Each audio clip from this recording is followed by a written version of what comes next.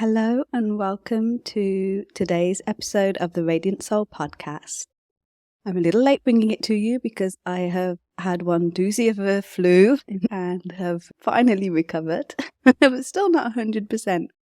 And it's been a real lesson for me to step back and to really integrate the learnings that I have been undertaking over the last few months and the sort of evolutions I've been going through. It's been a really powerful, potent time for me to really actually stop and integrate those and really realize what I've been embodying and what that next phase is going to look like, right?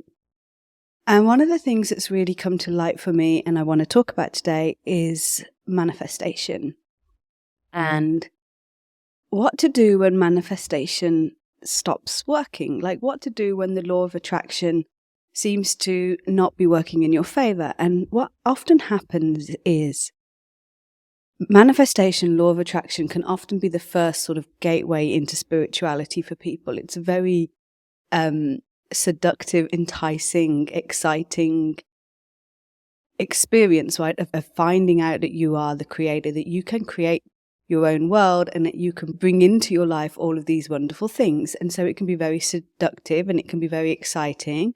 And it certainly can produce results and does produce results, right? But after a while, people find it seems to stop working and get disillusioned with it. Or they'll get the manifestation and then something will happen where it's taken away or it's not as fulfilling as they thought. And so there is this feeling of flatness. There is this feeling of like disillusionment that comes with it. And so what I'm going to talk about is why that happens. Now, one of the things that happens with manifestation is we are still laboring fairly hard to bring something external into our lives. And while we all believe like, oh yeah, it's coming from within me, it's my vibrational frequency, I'm attracting this money, I am affirming I've got this money, I am affirming I've got this love, it is coming to me. We are still continually putting this external power outside of ourselves. There is something that we are desiring that we think we don't have, that we are trying to pull towards us. And, you know, we think that we're like no longer laboring like manual labor for our desires. We're no longer sort of working really hard at a job to bring in money. We are now working really hard at our mindset to bring in money. It's no different. Instead of manual labor, it's mind labor. And the problem is it still leaves us lacking, right? It still leaves us believing that there is something outside of us that we need to attract. You know, I am a money magnet. If you've been in the money world with that, you know, I am a money magnet. Well, if you are sourced from within, which I'm going to argue you are, why do you need to magnetize anything to you, right? Why do you need to be a magnet? Because that is still essentially assuming that everything is outside of you. And this is like really deep spiritual awakening. Like this is going to a whole different level, right, of what living a spiritual life means. And it's about really understanding that there is only one presence, omnipresence. There is only one power, omnipotence. There is only one knowing, omniscience. There is only one action, omniaction. I don't have a fancy word for that one. And that this is God. This is life force. This is what God is. This is life force continuously moving through us as one life, one breath, one action. And so although we may feel and seem that we're all separate beings, we are part of one evolution. And if that is so, then the fabric of everything is already within us, right? The fabric of everything is who we are as essential beings. And when we are trying to manifest and we are trying to use the law of attraction to get something into our lives, we are still not believing we are sourced from within. And I'll explain it a different way as well. Where do we think supply comes from. What do we think supply is?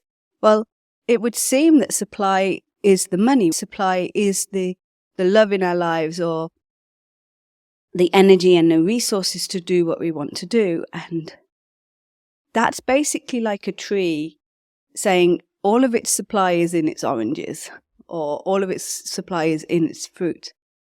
But the thing is, if you look at nature, if you look at a tree, the oranges are like just what's the word I'm looking for? It's going to come to me soon. A demonstration. There we go. It came. The oranges are, in fact, a demonstration of the orange tree's supply. Because once those oranges fall to the ground or are picked or taken away, the tree doesn't just go, oh no, like I'm absolutely fucked, right? It doesn't say that. It doesn't decide, oh no, I've got no more oranges. I'm never going to survive. I now can't grow leaves. I can't do all of this stuff.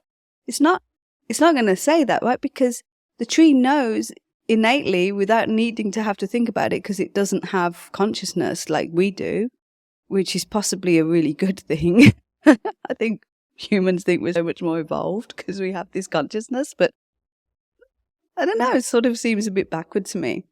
Because that orange tree knows its supply is within itself. That orange tree knows that all it needs is within it and around it, and that the oranges are not its wealth. The oranges are not its supply. The oranges are just a demonstration. And it's no different for humans. Money is just a demonstration of the supply that is already innately within us. And if there is a lack of money coming in your life and a lack of flow there, it is because you have completely cut yourself off from your own supply. You have completely cut yourself off from knowing that you are resourced from within, as part of the one, as part of the living organism, as part of this one omnipresent being and life and force that is already innately given all it needs. And it can seem a bit difficult, and you have to really step into this knowing before you end up with things in your life coming to you. But this isn't the goal, right? Because if, again, the minute you do any of these practices to get, then you are inherently believing you are lacking. I'm going to say that again. The minute you do any of these spiritual practices to get something, then you inherently believe you are lacking. And at some point, the universe is going to say, oh, you're not learning this, are you? And take that away until you realize you are fully, eternally resourced from within.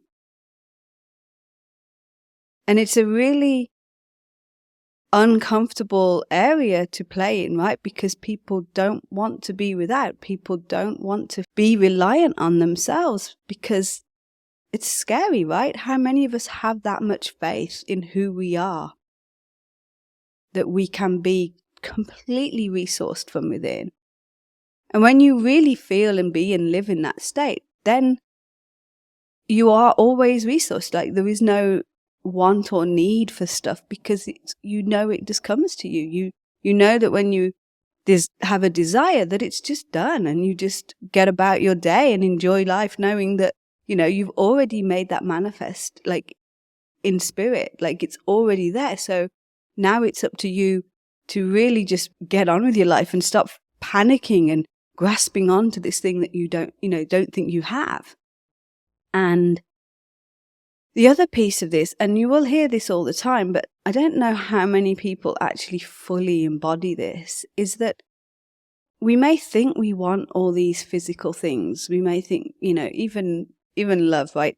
People, it's a physical thing. We want a manifestation of love. We want a partner that loves us as we love ourselves, or unconditionally. And, we crave these external things, right?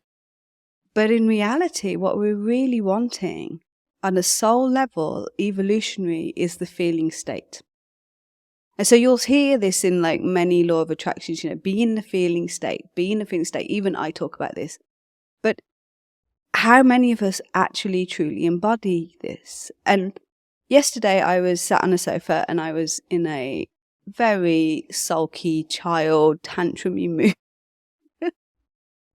I was very much a petulant child. I was doing my morning pages and I am just feeling generally petulant and dissatisfied. And then I started thinking, God, I want this, I want this, I want this, I want this. And I listed this whole list of things that I wanted. And then I was like, you know what? I could have all of those things right now and I would still feel petulant and dissatisfied. Why? Because nothing about those things change my inner vibrational frequency or the state that I want.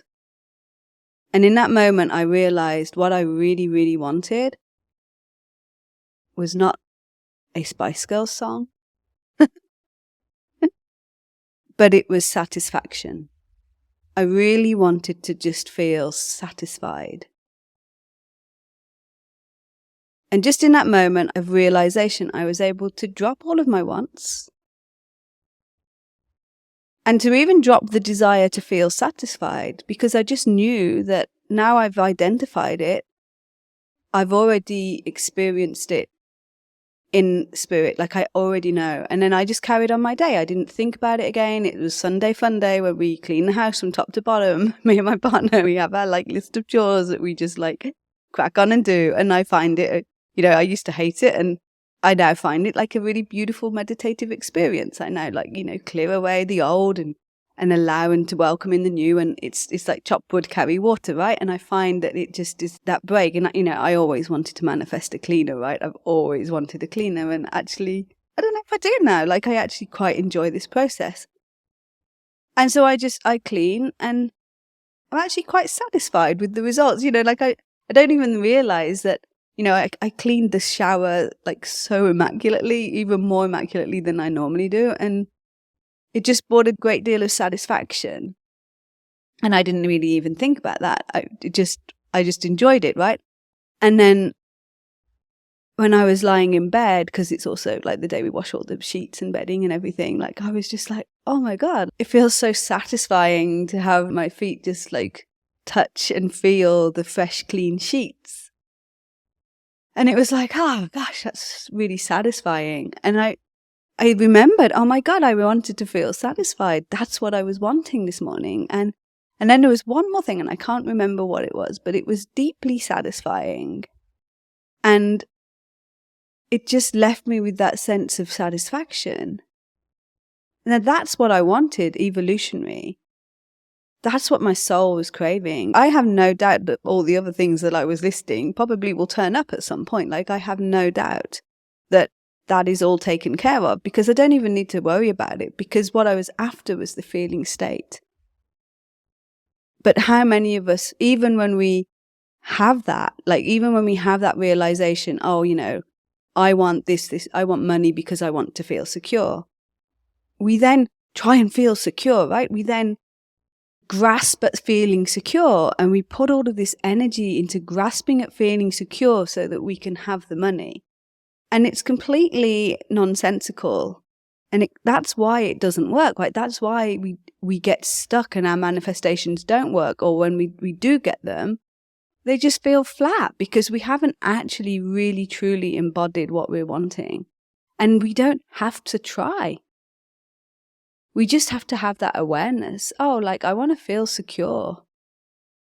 Let it go. Carry on your day. And then you'll gradually find things that pop into your day where you do feel secure, where you do feel stable, and you do feel safe. And it's really that simple, but it's also really hard, because we have to let go of the physical. We really have to let go of the physical. And that's a scary place to be, right?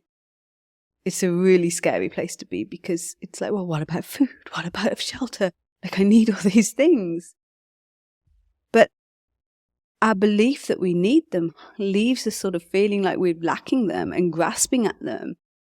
And then it becomes this efforting to attract, as opposed to, well, what really wants to emerge here?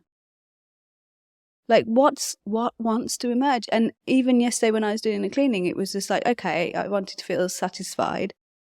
And then it was just like, well, what version am I clinging to, and what version do I need to let go of? And as I cleaned, I just had that little intention in my head. I didn't think about it. I didn't worry about it. I didn't try and meditate over it, but I allowed that intention to be there as I went about my cleaning. And as I set forth just cleaning the house, and, within a minute, I'm engrossed in cleaning the house and I'm not thinking about any of that stuff.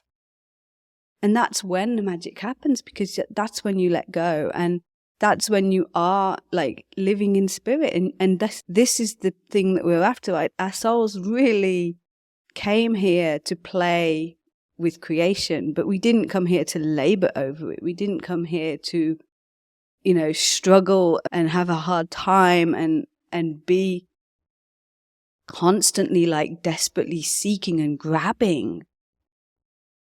We came here to experience contrast. We came here to experience not having, so that we can remember that we're completely resourced from within and come back to that. And then remember that it's just literally about, well, how is it I want to feel? And then when you start playing with these areas and you start opening this up and you let go of the physical manifestation, then the rest starts flowing. The rest, you'll find, and it might not happen overnight, right? You've spent years functioning and acting in a 3D material world, thinking everything is outside of you and that you pretty much lack everything until you grab it and bring it towards you. This is how you have been brought up. And so it's going to be a journey to the other side of that. But your soul wants that. That's evolution. And that's the next level, right? If you want to play with spirituality and you're drawn into it, and we all are, because we all want to believe there is the purpose or something. I don't know. We all want to believe that there is something, but there is only one power and there is only one purpose, and that's life. And we're part of that, and we get to tap into that. So like the orange tree knows its supply is not its oranges. You as a human have to know that the money in your bank account is not your supply. The money in your bank account is just a demonstration of how much you believe that you are sourced from within, how much you believe that you are connected to all, how much you believe that you are part of God and part of infinite supply.